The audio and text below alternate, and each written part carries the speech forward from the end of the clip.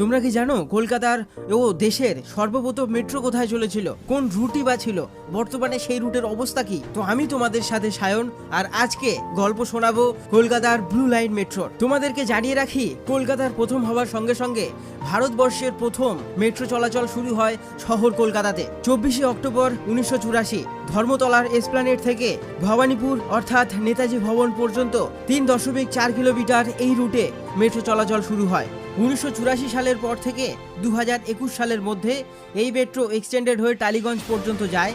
উল্টো দিকে Dumdum metro station পর্যন্ত এই মেট্রো চালু হয়েছিল 1995 সালে। এরপর টালিগঞ্জ থেকে 2010 সালে এক্সটেন্ড হয়ে নিউ গড়িয়া মেট্রো স্টেশন পর্যন্ত চালু হয়। দমদমের দিকে নোয়াপাড়া পর্যন্ত 2013 সালে এবং দক্ষিণেশ্বর পর্যন্ত 2021 সালে চালু করা হয়। 32.25 কিলোমিটার এই মেট্রো লাইনে দৈনিক 6 থেকে 6.5 লাখ লোক ব্যবহার করে। তোমাদেরকে দুর্গাপুজোর একটা তথ্য জানাই, 2025 সালে দুর্গাপুজোর পঞ্চমী থেকে অষ্টমী পর্যন্ত এই মেট্রো ব্যবহার করেছেন 27.23 লাখ মানুষজন, যা 1 কোটি টাকারও বেশি প্রফিট করে দিয়েছিল কলকাতা মেট্রোকে।